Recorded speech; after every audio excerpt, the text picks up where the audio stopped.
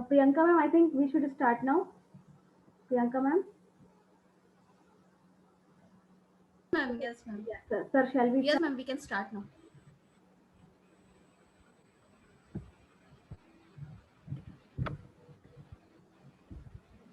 Uh, Digvijay sir, we are unable to hear you. I want to Sorry. audience about I just want to introduce yourself. So, sir, I just want 5 minutes so that I can give the introduction. So, Sure, sure. So good afternoon, all the participants.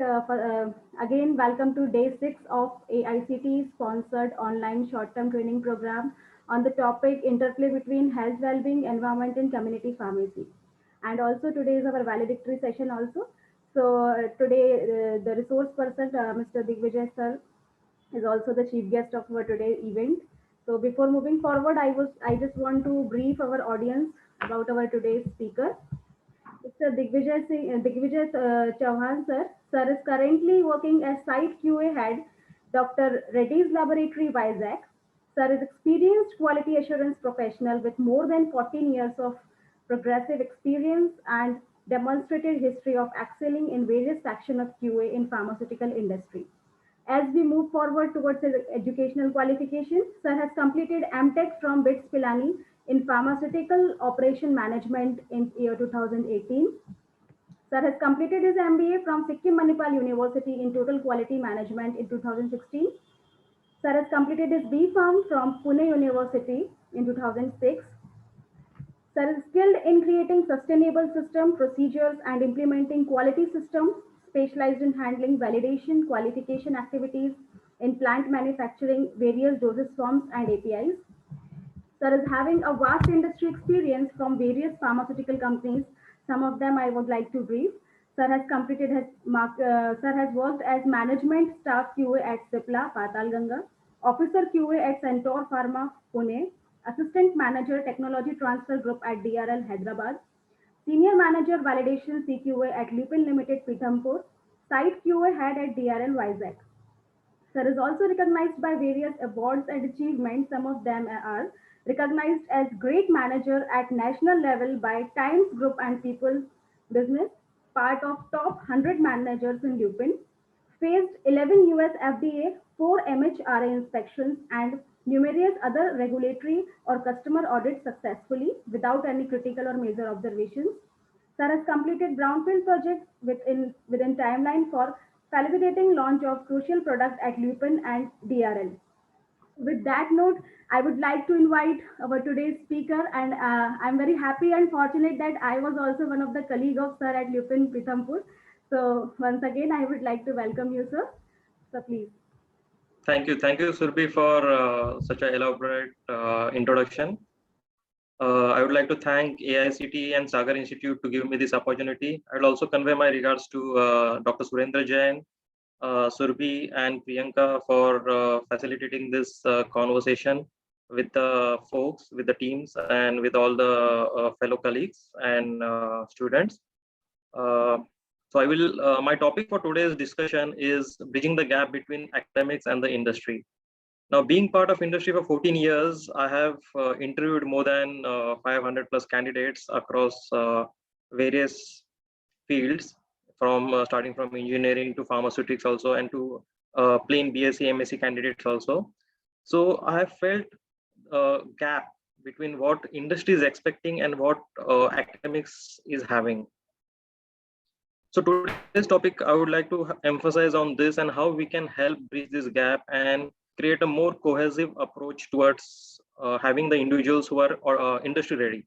Right now, we see there is a small amount of discrepancy between people who join fresh from the colleges and how they react and how they get into the industry. Now, with the millennials coming into industry, it is going to be a challenge for people like us who are managing the teams to handle their attitudes and their own professional careers in a way that will help industry as well as them to grow further.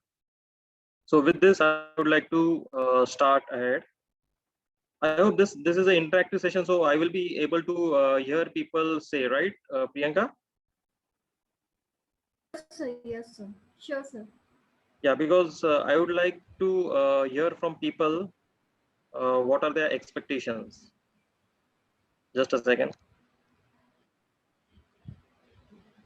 So I want to know basically what people or what students would like to expect from this session. What are their expectations to know from the industry's perspective?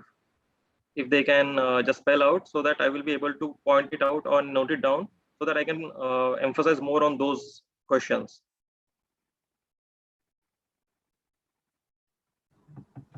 Yes, students, I think Shivendra, you can hear me. Sir is asking this question to our students. So if you want to say something, Shivendra, you can add your points here. You can also put down in chat so that I can be able to read it.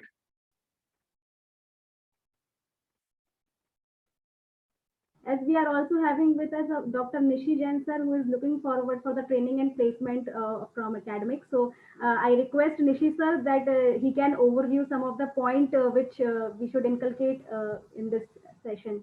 So Nishi sir, please. Thank you, Survi. Survi is also a part of training and placement because she has worked in industry also, and I am also having some experience of industry marketing and others.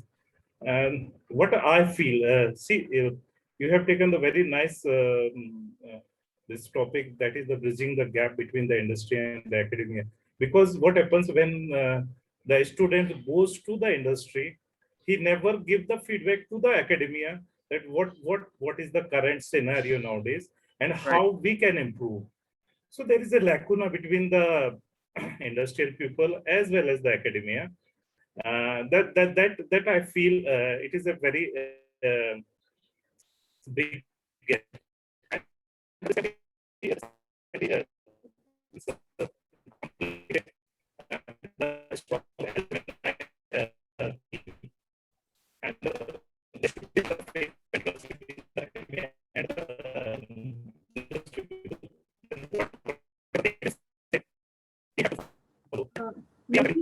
Nishi sir, I think there is some technical issue. Sound break is there. Sir, please can you repeat it twice? We are not able to hear your voice clearly. Nishi sir. Okay. So whatever I have told, I think you have not listened. Yeah, actually the sound break ho raha tha, sir. So can you please repeat it twice? Okay. Digvijay, have you heard my thing? No.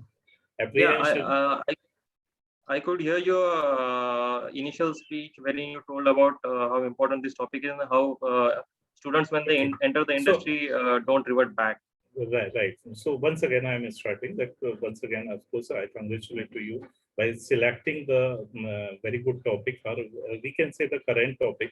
And it's not a current topic; it is right from starting when the academia and industry was started. So there is always gap, and it will remain the gap. So I just would like to, from your side, then okay, let us see what you are going to tell in this presentation. Then I will tell you few things. Sure. But I would like to say one thing, that if we will have the good alumni teamwork with the academia, because that depends upon the trust and faith between the academia and the industry. So I think we can cover that gap, that we can fulfill the gap. So Right. I know that you will do something good for bridging this gap. Thank Absolutely. you. Thank you, sir. Thank you very much. So let me start. Okay.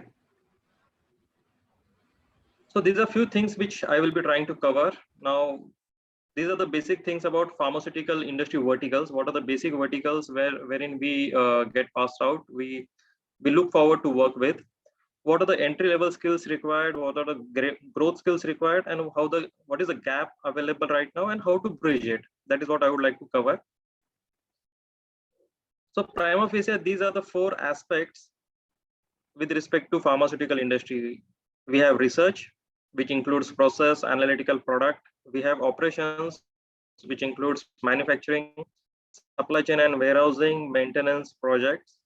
We have quality vertical, which is having assurance, quality control, analytical as well as microbiological. And then we have marketing, which includes sales and branding. If you see, management plays a major role in the entire prospect. Now, when we have fresh graduates or postgraduates coming out of the academia, they have options to select out of these fields based on their own interest, based on their own educational background. Basically, now we will try to focus on operations and quality as we are focusing on the industry. And in current pandemic situations, these are the two areas where we are having more focus on right now, because keeping the operations running has become a challenge in the current pandemic situation, as you know. And pharma industry is one which has been exempted throughout since last onset of the pandemic till this second wave that we are operating, and the way of operation has surely got changed a bit. We are having some business continuity plans, and based on that, all the organizations are trying to make sure that the life-saving drugs and medicines are made available to the entire world. So when we say operations, it includes manufacturing. Manufacturing is including starting from your dispensing operations till the warehousing operations. So all these aspects are to be covered in part of your process. And quality is all about quality assurance, quality control. So moving ahead, these are certain entry level skills which every person should possess in order to have entry into the industry. The first and foremost is basic knowledge of the equipment functioning. Because if you see operations in the manufacturing areas, we have all sort of equipments available. And as part of our academics, we are taught about all the equipments, their functioning, the principle behind the individual unit operations, how basically they operate, and how their operation is linked to the product's performance and the quality aspects. Then we have importance and functions of excipients in the formulations. Every formulation has a different set of excipients, and every excipient has its own nature and own importance in the process. Smaller tweak in the quantities also, or in the steps of addition, can also lead to variations in the product quality or critical quality attributes. Then awareness about Cgmp requirements. Cgmp requirements basically means current good manufacturing requirements, which are always trying to change. Every regulations changes its Cgmp requirements, and the expectations of the regulatory bodies are always on the mark of changing from day to day. So we have to keep a track of these GMP requirements. There are certain guidelines available. However, apart from guidelines, if you see, there are numerous industries which fail to understand those guidances and eventually fall prey to warning letters, import alerts, bans, and consent decrees. So this is what is more important to know the CGMP requirements. Last but not least, subject matter expertise. When I say subject matter expertise, that it means we have multiple subjects in our own curricula, but we decide to pursue career in a specific subject. Somebody wants to go into formulations, like formulation R&D. So he need to be thorough about the formulation development. He need to be thorough about that particular subject, about knowing the processes and about knowing the principles behind each and every aspect of the process. Somebody wants to go into manufacturing operations. He need to be more aware about the GMP requirements with respect to how to operate them, with respect to how to document it. And when it comes to quality, now quality is a function which plays a most important role to ensure that the product which goes into the market is meeting the quality requirements and all the standards. Now, it is not simple to be a quality professional. You need to know how the processes operate. It is not that you can directly go into quality assurance and start judging the entire process. Until unless you know the process, you won't be able to say it whether it is correct or wrong. So these are some entry-level skills which a person should possess. And basically, these are the things which we check during the interview, whether the person is having all these capabilities. Once he is thorough about this, his entry into the industry becomes easy. But that's not the end. That's just the starting point. Then there are certain skills which are very important for an individual to actually grow in the industry. First and foremost, learning appetite. Learning appetite means openness of his mind to make sure that he learns, because whatever he has learned in academics is one set. Now there is a full set of operations which happen over there, and probably more documents to read than he has read in his entire 4 years or 6 years of his academics. lot of standard operating procedures, lot of guidance documents, lot of work instructions, lot of forms, everything he has to go through that, and he has to make sure that whatever he is doing, he is able to understand. The most important thing which I feel is important is ability to question the status quo. What I have seen when people come from academics, same was with me when I joined back, we don't usually question why this is happening in this way. But as soon as you try to do that, as soon as you question, why this is done in this manner, can we not change it? And probably there the chain reaction starts to actually make sure that whatever we are doing is right. Attitude of a pharmacist. Now, people might question, everybody has having a good attitude. I agree. Every person going to the office in morning does not have any intention to do anything wrong. But still you see many people, the companies who are having warning letters or who got shut down are because of people itself. They never had that intent, but knowingly, unknowingly, they did certain things which created a problem to organization and to the entire GMP concept on which the organization was working. The attitude of pharmacist means irrespective of which department you are, we as pharmacists take an oath that whatever we do and we deliver is to safeguard the health of the patients, is to deliver good quality products to humanity. That attitude should remain. It should not, we should not surpass that whenever there is work pressure or there is undue stress available in the shop floor, that people try to skip certain things. The attitude of pharmacist should be irrevocable. It should be strong enough to make sure that he makes a right decision. Fourth thing is logical reasoning. When we are doing things, we have to have a logic behind doing things. Certain things might be there in processes which we think they are illogical, but sometimes we fail to recognize it and highlight it. And reason behind, we have a fear that probably somebody might question us why we are doing that thing. And because of that, eventually in regulatory audits, we get questioned and we get bombarded with a lot of 483s. The next one is proactive behavior. Many times we are so much stressed into our work that we forget to look outside our work boundaries. A person in manufacturing is only focused on manufacturing. He forgets to look about the different aspects happening in the organization, like how the testing is being happening over there, how the logistics is being handled, how the in-process checks are being done. So there has to be a proactive behavior to see what is going around his own work profile. Analytical skill is most important part. There are a lot of data being generated day in, day out when there is a manufacturing operations happening at shop floor. You have in-process data, you have analytical data, you have temperature RH data, you have environmental monitoring data, you have visual inspection data. All this data, when you put it into a process, put it into a system, it gives certain insights.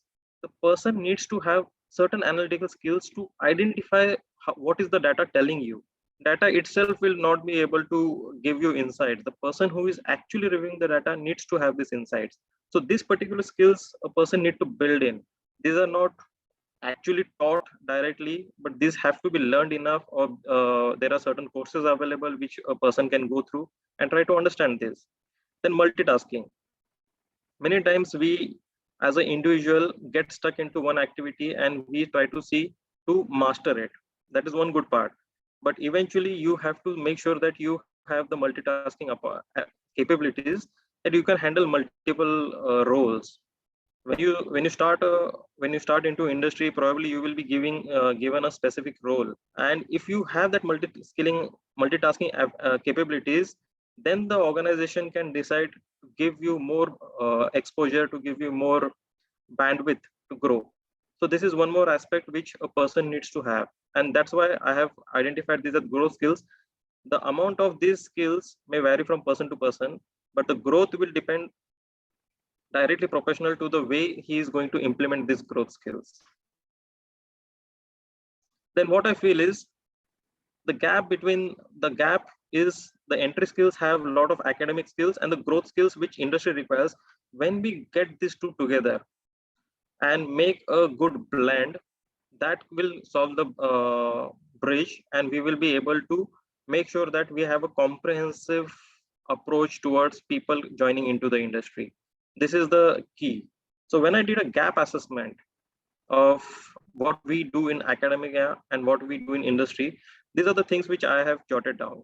Like in academics, we have solutions with high risk. However, industry, we cannot afford to have high risk because we have commercialized products. So we try to have solutions with low risk. Academia has a lot of theoretical invention, which is welcomed over there. Industry has a lot of practical innovations. Then in academia, we have understanding of the entire subject. While in industry, we have to focus a lot on understanding of your customers. And when you're working in multi-geographies, you have various type of customers. Like if you're submitting your products to China, Russia, US, UK, every country has its own set of regulations, own set of requirements. So understanding those requirements and working towards those is a key. Then in academics, we have knowledge effect, while in industry we have to be cost conscious. That's the dollar effect. We cannot rely on only value. We have to also rely on volumes also, and volumes and value come with a very calculated risks. So that's the reason whenever we have to gain profits, you see there is a lot of cost saving initiatives which take into picture. If you see recent since last couple of years in US, there has been a lot of changes in the market. Like when Trump came into power, he did a lot of changes into the pharmaceutical market over there, and the entire Indian pharmaceutical industry, which is supporting 55%, more than 55% generic products to US, was under a lot of pressure because of that. And the only way to survive was cut cost. So many companies had tried to lay over people, but few organizations did a very good job by trying to optimize their processes, trying to reduce the overall cycle times so that the products can be shipped early, trying to implement more and more innovative ideas such as digitization, automation, and it also included right first time approaches. Then in academia, we have boundary of curriculum, but in industry, you are boundaryless with challenges. Every day, there is a different set of challenges, which usually many individuals or professionals have not shared at that particular time or not experienced. Someday, when the processes are running in an isolator, you find there is a pump which malfunctions and there is a solution popping out. These type of challenges, usually we don't oversee in a normal working environment. But that is how we have to be ready for these particular challenges, and how these challenges are percolated to students, how they are getting ready to make sure that such type of challenges are handled when they get exposed to in the actual working environment. This needs to be ready. Then what do I do if I have to bridge this gap and prepare myself? I have certain steps jotted down which will help to bridge this one. First and foremost, we have industry internships. Many institutes are actually having very good amount of internships. Recently, I was interviewing certain people from BITS Mesra and BITS Pilani, where we offer internships, and we got those people for around 6 months. That particular 6 months is the key to your success in future, I will tell. At this particular time, the amount of enthusiasm and involvement shown by the students actually places a good amount of background for them. That is a base. Basically, the base becomes clear. Whatever they have learned in the institutes, eventually they get hands-on experience, and during this 6 months, very least is expected from them as an output for the organization. We try to make sure that the people who are coming for an internship are getting accommodated with the working environment, because the culture of institutes and culture of industries are totally different. You have bound timings, you have bound GDPs and GMPs to be followed, gowning practices to be followed. So people have to be accommodative to that. People have to make sure that they understand the working. So this 6 months, the people who are actually willing to explore their own capabilities, they try to identify what is their liking towards, and then that helps us to identify that person's capabilities, and probably after that we make sure that the people who are actually excelled, we try to absorb them into a main role. The second one is alumni connect. A strong alumni connect helps you to have a good bonding and understanding of the entire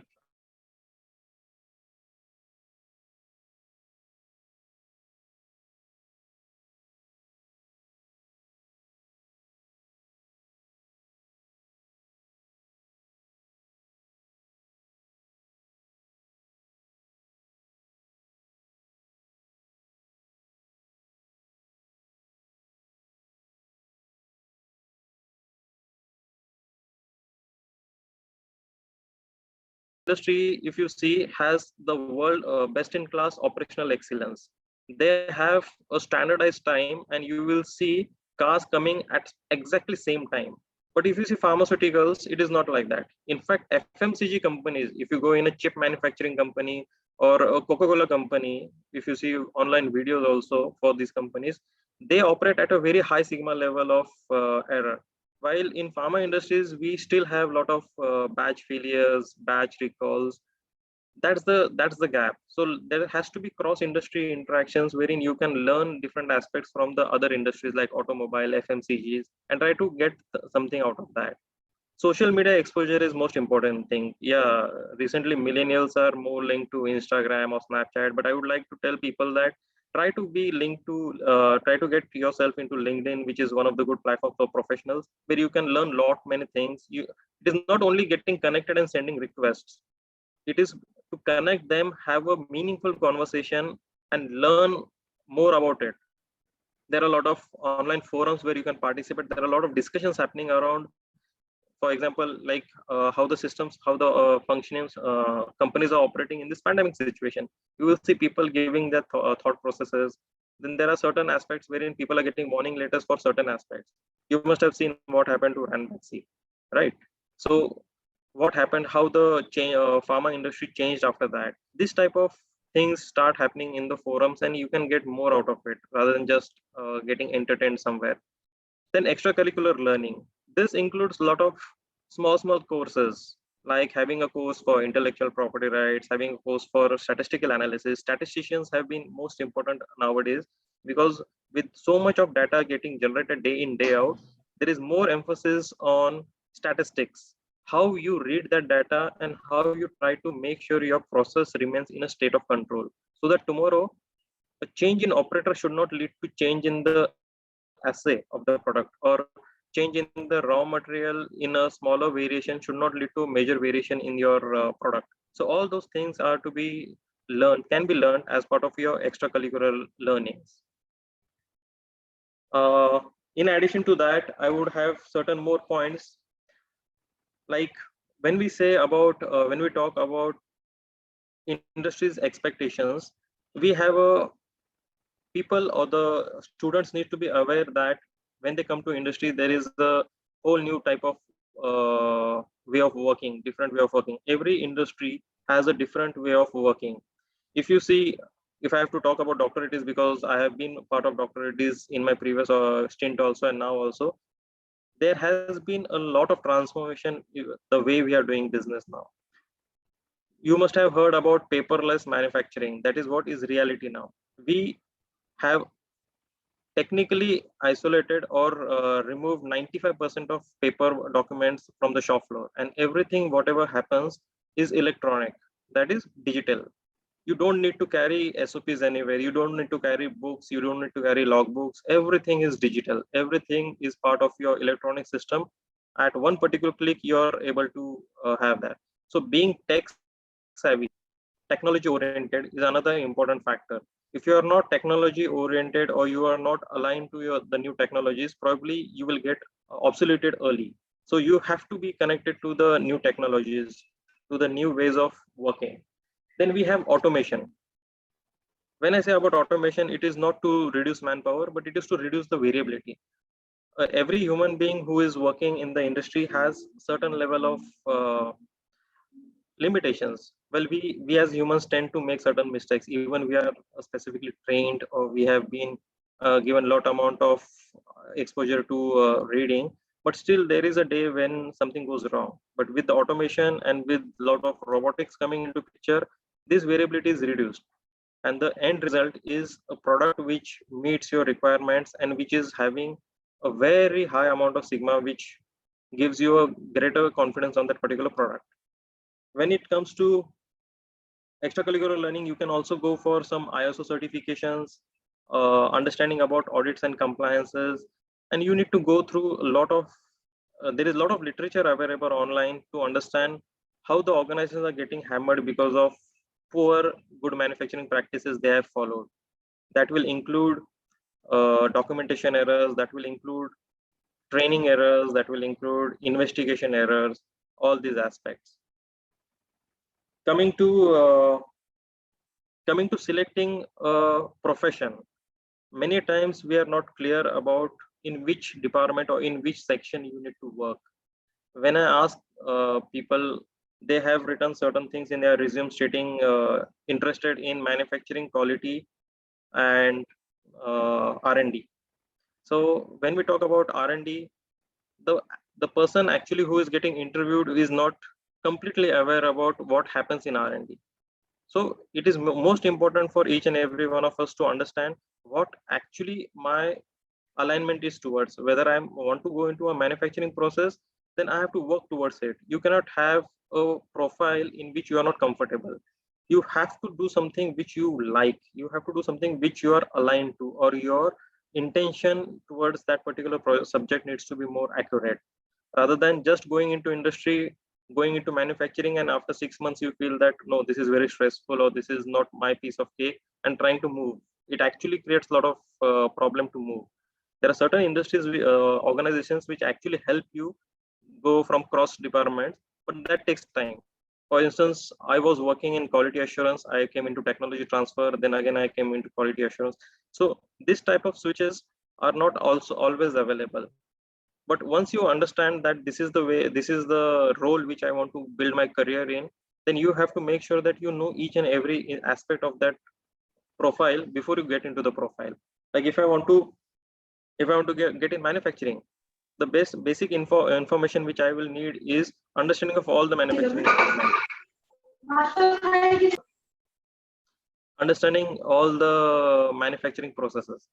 Somebody wants to work in sterile environment, that is most critical, I will say, for manufacturing with respect to sterility assurance.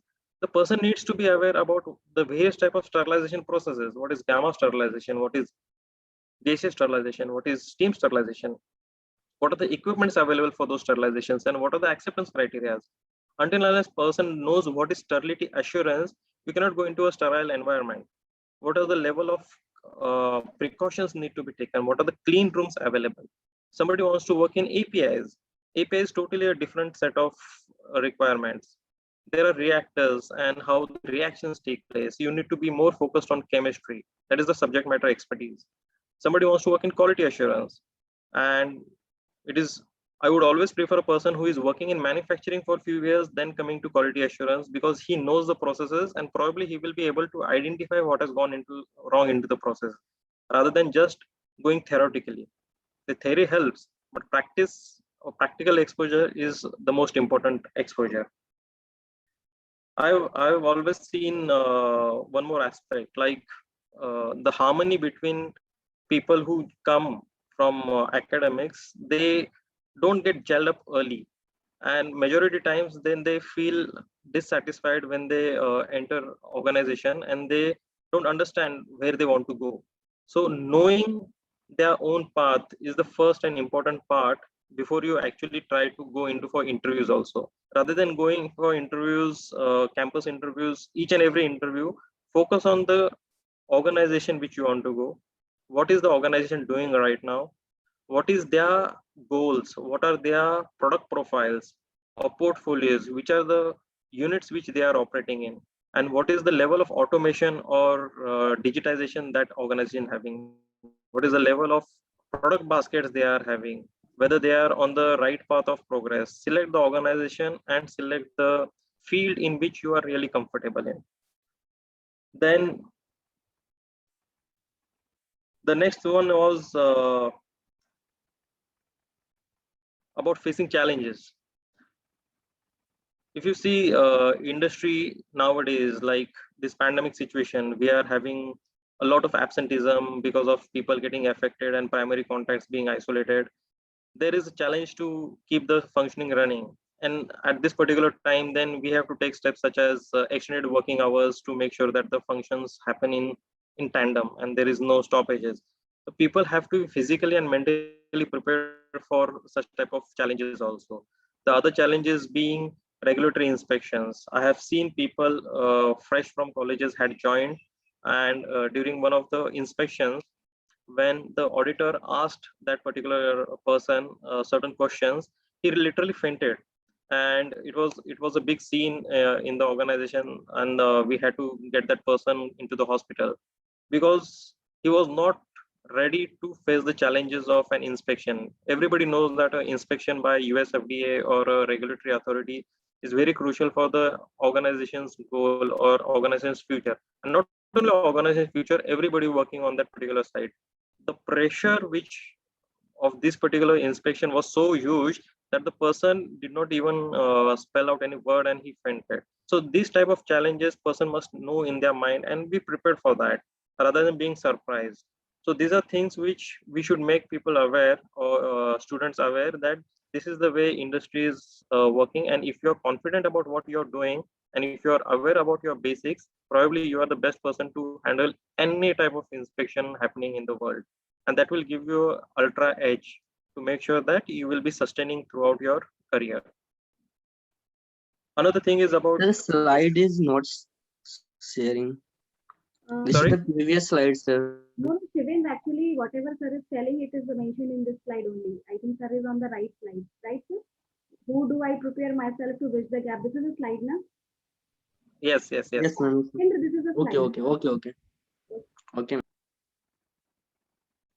Okay, so these are certain things which I wanted to share about what we as an industry expect when we have freshers joining, or we have people for internship also. We welcome a lot of internships from various colleges, and the expectation is very clear that we want the person who is in the internship to not only learn but also to add value to the processes. If they are able to do that, and that becomes an important role for us. So the person will only be able to add value when he is proactive, like the growth skills which I had mentioned earlier. He is proactive, he is having uh, intuition to learning ability is there, and he is having a clear cut understanding about the process, that whether he wants to go into particular this field or that field. Even after 2 months or 3 months of internship, you will try to know that, okay, I'm not comfortable with this particular profile, I need to go into another profile. Still you have time, but once you select a profile and you want to change, well, it requires a lot of time, energy, and also opportunities available in order to get that. Right now, if you see, industry is really booming. There are a lot of expansions which are happening, there are a lot of new plants which are coming, and we are the only industry which is capable of handling this type of pandemic situations also. And that's the reason whenever we are going to get prepared for ourselves, we need to make sure that we are capable from all the aspects, not only theoretical but also practical approaches towards the operations. So those who want to make their career in industries, I would say this is the best time to get into an industry, as it is a challenging time for not only us but for everyone. But we are there to make sure that the challenge is being handled in a very productive and very adequate manner. And that is how we are functioning right now, with all the business continuity plans in place and processes in place. This particular pandemic has also taught us a lot about simplification, which we used to not look into that in a specific aspect. But because of this, when people from outside agencies are not able to come, are not able to travel from Europe or US, then people have tried to develop their local skills rather than depending on somebody who is 600 miles or maybe more than that outside. People have tried to develop ourselves into being subject matter experts. Some things we used to do very frequently, people try to analyze the data and try to simplify it, try to reduce down the frequencies of doing that. These type of approaches will only come when you have a different eyesight towards looking at things. And knowing about regulatory requirements and the guidances is crucial. So if I have to make myself ready for industry, I need to know that what is US FDA thinking right now. If I want to go into industry which is focusing on MHRA or United Kingdom, I need to know that what MHRA's expectation is on various aspects right now. This particular things should be as part of your curricula as well as your additional learning, that how these particular guidances are interpreted. Knowing what is written and knowing what it actually implies is most important. Many organizations, everybody, in fact, these all guidance are free, everybody can read it, but still we see that there are gaps which are identified by the auditors. Why? Because the interpretation in which it happens is not correct. we interpret in a different way, while auditor says that this is not the correct interpretation. You were supposed to do this, but you have done this. And then there is a lot of drama happening all around. So this is what is most important to know if you are going into a regulated market. Domestic, for example, for a market like India, you need to know Schedule M thoroughly and make sure that your processes are in line with the Schedule M. Many industries who are manufacturing for India fail to do that, and they get a lot of observations. So that is one important aspect which I would like to emphasize on. And the industry visits which we have, try to have cross industry interactions to have more exposure towards the different processes. Currently all the organizations are working on operational excellence. Operational excellence is involvement of various processes and practices which Japanese companies or Japan had taught world, starting from Kokayoke or total productivity management, then lean management, Six Sigma from coming from Motorola. All these aspects are coming into industry, and that is getting built. So somebody can get prepared for that as an career path, and you can actually make a lot of improvement in the processes, because that is going to give generic companies, generic industries a big plus point. Because in India, you will see we are all generic players. Innovative players have a single molecule and they have a lot amount of profits coming out. But if you see generic markets, it is cutthroat competition in market, and the operational excellence is actually going to help you have an edge over other organizations. So you can be ready for that. Do courses like Six Sigma Green Belt, and make sure that you have that particular knowledge, so that anybody who is recruiting you, if you have this knowledge skill, you will be the first person to get recruited. So well, this is from my side. I think I have tried to jot down whatever things I felt were essential for getting into the industry and knowing the academics as well as the gaps between and how we can bridge it. So I am open for questions and further discussions. Thank you. Thank you, sir. Thank you so much. Now I would like to request the participant, if any of the participant want to discuss or want to ask some query to sir, so you are invited. Please unmute yourself, or you can also write in the chat box. And if anybody want to put some point also, they are invited. So I request everyone to please put your queries. I would be also sharing my mail ID and contact number. If anybody, even after, has some queries, you can get in touch with me, and I will be trying to resolve as much as possible, considering my time and schedule. But I will make sure that I answer to your queries later on also. Yes, sir. Sir, there is one query from Dr. Ram Bishnoi, sir. What basic skill we have to develop in our student to get employment in R&D, F&D, and ADMs? What we can do best for a student to make them employable with limited resources? If you say R&D is a very niche section, and when it comes to process development, the people who are actually preferred over there are having process knowledge. The people who are actually thorough with their process understanding will actually help them, and that the curricula will not only help them, but the individual actually has to make a lot of efforts in understanding the processes. Because I really understand that there is a limitation at which academic institute can have number of machineries. You cannot have every machinery in your institute, right? So you will have limited machineries and limited processes running. But if a person has to get into FR&D, formulation research development, he need to be more inclined towards formulations and on his own gather a lot of information. Academic, the institute can give him machine knowledge. However, the process knowledge he has to gain through a lot of research and with certain amount of involvement in and getting internship in certain organizations, which will help him understand that. Well, somebody has posted about. Thank you, sir. Yeah. Sir, one thing is that what type of value-added course we can start in our institutes, particularly for such placement? Or how can we collaborate with some industries if we want to know about just for employability of the candidates? our institute have many of the instruments, but after that we are not able to elaborate these things. Many of the students get ourselves get placed in the industry itself on the basis of their knowledge and somewhat they gain from our institutes.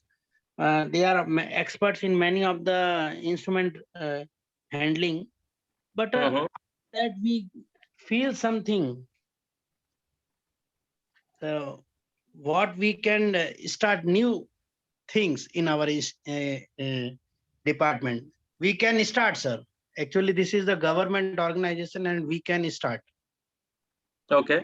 So to start with, I'm not sure if your current curricula includes statistics as a subject. Having statistics is one thing which is very important. The second thing is more focus on current regulatory expectations and learning about warning letters, as well as learning about the expectations coming out from the regulatory bodies. Regulatory affairs must be one of your topic in your curricula, but knowing the current regulatory expectation is most important. I would always prefer a person who has gone through recent FDA process validation guide than something which has been given a few years back, or the person who is actually aware about sterility assurance expectations from MHRA or from FDA, rather than only studying about sterilization process. So that thing we can bridge into our course, that there can be a crash course about recent regulatory updates, which will tell about various countries starting from US, UK, India, China, Japan. What are the expectations, current expectations about manufacturing, about testing, about warehousing, and about distribution, that we can include. And that doesn't require a big amount of any infrastructure. These particular guidances are available online. You can get in touch with any industry folks who will be able to volunteer and give you a small TED talks on these particular topics. Or your alumni connect can also help provide that. That will be very important. If anybody has having a in resume stating that he is aware of current regulatory requirements from a specific authority, he will be basically be the first person to get selected, rather than a person who is only knowing what is disintegration and what is hardness. Yes, sir. Yes, sir. I understood. Yeah. And there was one question about green belt. Yeah, sure. What I will do is I will try to share certain links about certain courses with Surbhi, which she can give you. There are certain courses which are free. There are certain courses which are which has a cost link to it. And it is good that if you have these additional skills, that will help you, but it only helps when you practice it. Having a certificate probably will land you an interview, but having a practice will actually help you in your growth. So I will share a list of courses which I feel can be taken out. And because of this current pandemic situation, wherein everything is digital and a lot of trainings are happening online, you can actually have those courses done. Sir, how can we get course content just for it? Course content, you will provide the list of the course type of the course, but what will be the course content? That will also be provided. That is not a problem. Okay. Thank you very much, sir. Thank you, sir. Yeah. Nishi sir has raised his hand. Sir, you want to add something? Nishi sir? Yes. First of all, it's a wonderful, knowledgeable, and aspiration-based presentation. And of course, it's very nice. I would like to highlight the few points which you have raised during the presentation. First Yes. of all, the one word which I have adopted, that is the industry skill or growth skill. That where you have merged the soft skill and hard skill to put together. And this is very nice, and this is really needful nowadays. Because in curriculum we are unable to add on the soft skills right now, but of course we will try. And thank you very much. But before you should leave the presentation, I would like to have the two questions. One first is the how our students should select the proper field. You have shown the 4 fields, then the subfields also, just like the research, operation, then quality as well as the marketing. So as far as the marketing, I see so many things, I show so many things to our students. And so how they should select, what may be the parameters for selection, the proper field in industry, one thing. And second, how they should select the proper companies, because once they think for the company, they just think for the 4 or 5 companies. These are the big, these are having the big names. So how these are my 2 questions. Okay, got it, sir.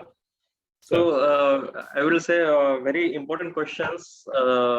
These are selection of field. I will just start with an example of myself. When I started my career, I gave interviews for marketing as well as for manufacturing also. And at that particular time, I was the first pharmacist in my family, and everybody in my family used to think that pharmacist means a person who carries a bag and stands outside the doctor's cabin. So that was the understanding of pharmacists at that particular time. So I thought that I'm not going to do that. I'm not going to wait outside a doctor's office. So what? So I will go into an industry. Fine. I went into an industry. I got interviewed, and there was nothing, no options available. Nobody told me where to go. The main focus was to get a job, and I got a job. And fortunately, it was quality assurance. And we 4 people were standing in a queue, okay, with our department head sitting over there. And 2 people were slim like me, and 2 people were healthy. So he looked at us. Okay, you 2 people, validation and in process. The fat people, batch record review, and that's how it all happened. But now with so much of knowledge being available online, with a lot of alumni connect, with a lot of professionals helping out organizations, I will tell people that if you really have analytical skills, and if you really have more focus towards improving the quality aspects, you can go into quality assurance. If you have more understanding about the processes, you better go into operations, because that will actually help you. The magic of the entire pharmaceutical happens in shop floor. So a person is very much interested in how the granules form, how the injections are getting filled, how basically tablets are getting manufactured. If that is the interest, he should probably go into operations. If somebody is more inclined towards testing things, is more aware about chemistry, probably he should go for quality control. And if somebody is having more knowledge about regulatory requirements, he can go into regulatory affairs. Marketing, I will not talk. It is basically a person's zeal. Marketing is actually a different ball game altogether. A person who is going to go into marketing has to have a lot of communication skills, which actually is more important, and convincing power and ability to take down criticism also from doctors. But if I see about operations, quality, and research, it is all about your inclination towards which particular field. I always thought of being near to machines, and fortunately till now I have been doing that, because I love machines a lot.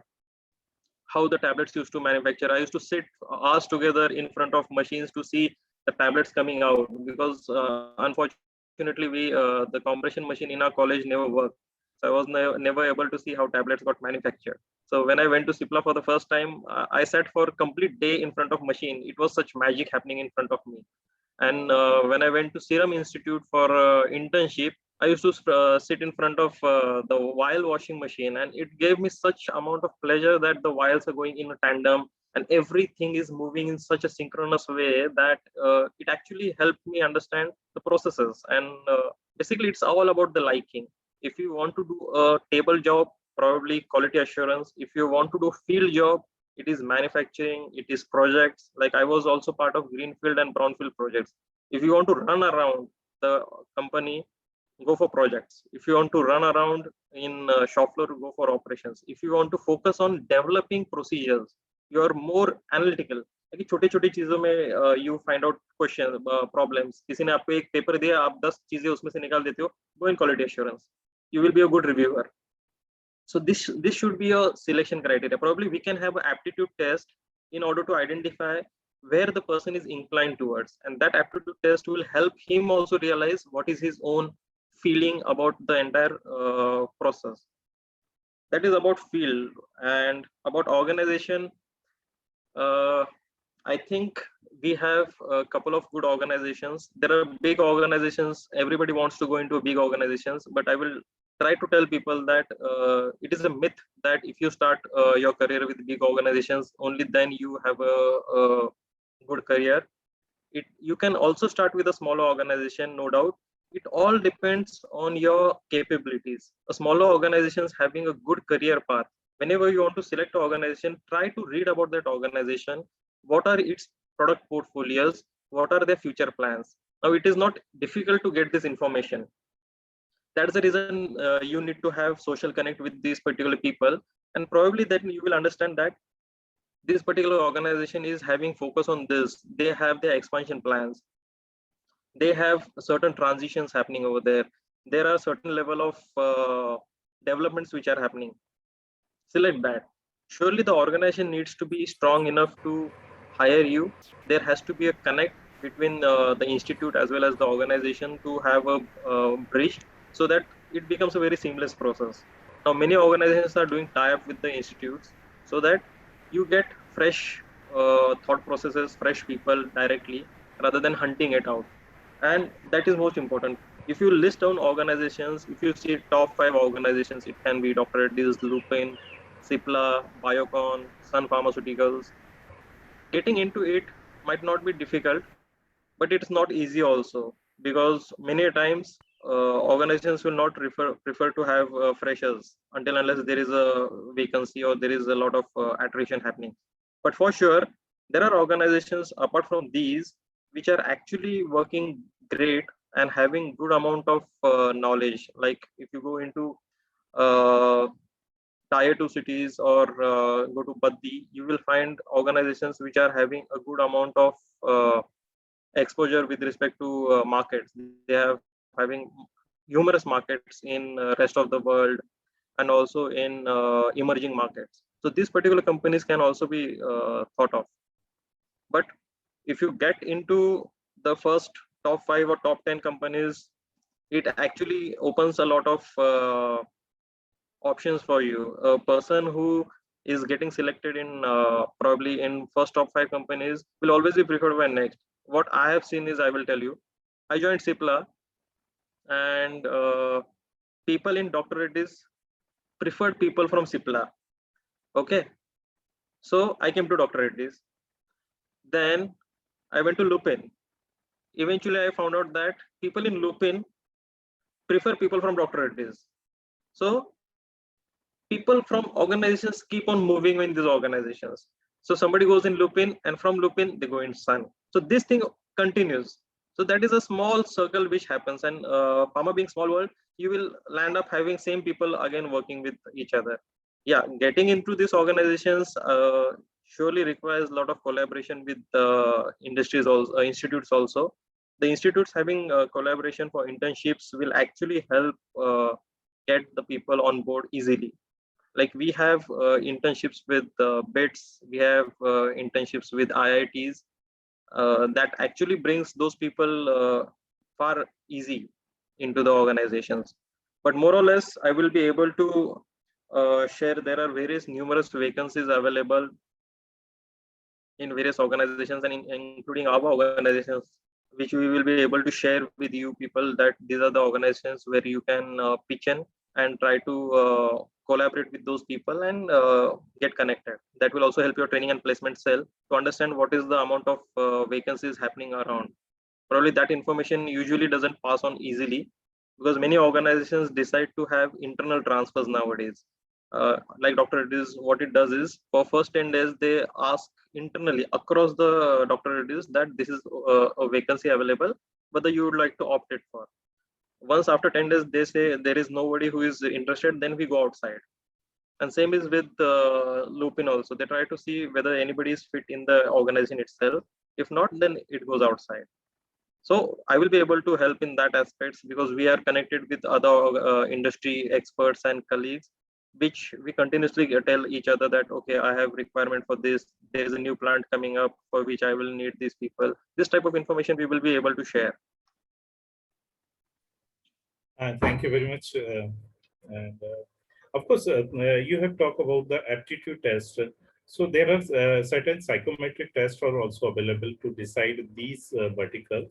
So can you share such type of aptitude test or psychometric test to us, to especially the survey, so we can ask to our student to they can by that aptitude test or the psychometric test, we can select the right student for the right vertical. Thank you. Sure. Thank you very much. Thank you very much. Sure, sir. Sure. I can do. Sir, thank you so much, sir. Sir, one question, sir. Yeah. Sir, I want to go in production line. So what kind of preparation do we have to do? Production, which formulation you are selecting? It is oral solids, it is sterile, it is ophthalmics. Sir, oral. Oral solids. Oral. Oral solids is one of the easiest, I will tell you, formulation to work in. The most important part you need to know is understanding of all the operations, and you need to have a good amount of people handling skills, because operating handling operators doing yourself is very easy, what I have learned in so many years, but getting things done from others is very difficult. And when you have operators who are sometimes they are casuals, sometimes they are what do you say, workers who are not too much educated, it becomes a very important task for you as a resource manager to actually get work done, because tomorrow you won't be able to actually run the machine, but you have to get people to run the machine. So first and foremost, you need to know the machine. I have seen operators full pharmacists about machines. One of my roommate was getting hit by it. They used to the operators used to tell him that the nozzle is not available in the coating machine, so they can't run the machine. And he used to run around here and there to find it. And unfortunately, he never knew that the nozzles were already in the machine. So once you know the processes, once you know the equipments, probably nobody will be able to fool you, and you will be able to be more focused on the operations and more focused on the output and quality of the product. So go through the entire, use your YouTube. Whenever I take interviews, I ask people whether you have seen this particular machine, and they answer me, sir, हमारे college में machine है नहीं. So I ask them whether you have a smartphone, and they say yes. Okay, do you have YouTube installed? Yes, sir. Whether you have tried to type compression machine operation? No, sir. Do it, and you will see machines running at speed of light on that process. You don't need to go into industry to see the machine. Once you learn from that particular process, the visual aid is more important than reading. You have read in your Lachman series book that the compression process happen in this manner. There is a fill depth, there is filling, pre-compression, main compression, ejection. But if you see it in front of you, probably that will give you more insight. So do it for each and every unit operation, and that will make you more ready for your interview. And, Okay, and another thing which I would like to tell, if you want to go into operations, I told about operational excellence, right? So try to learn about Six Sigma, lean management, and total productivity management. These are the topics which you can read, learn online. Thank you, sir. Any other participant, any other student? If you have some query, you can ask. और sir मैं भी कुछ add करना चाहूँगी.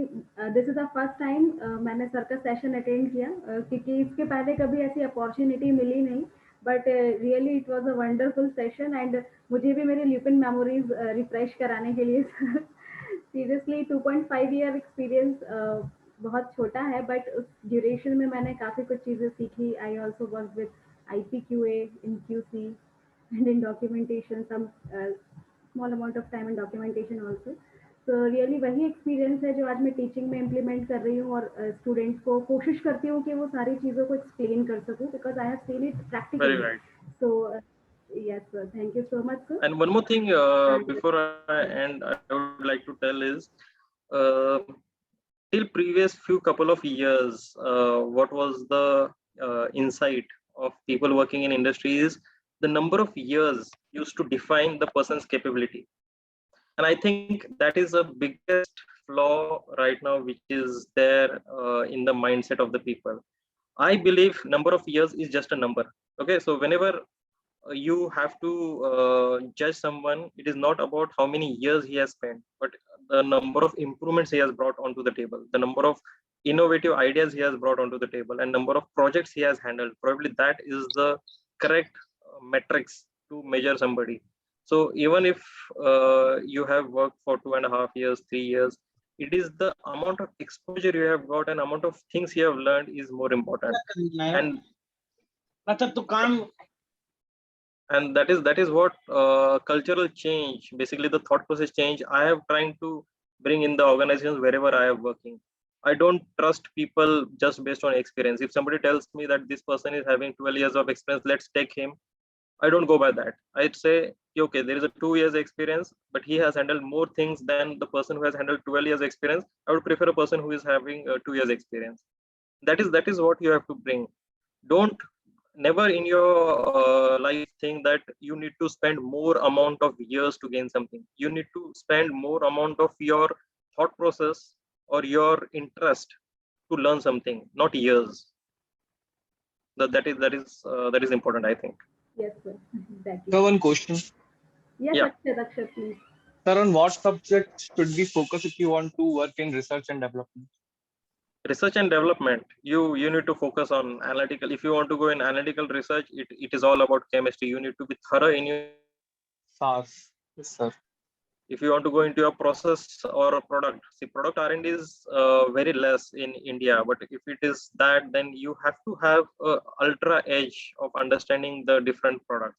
But if it is process, it is a lot of reverse engineering involved. You need to know which particular parameter or which particular raw material needs to be set accordingly to get that particular insights.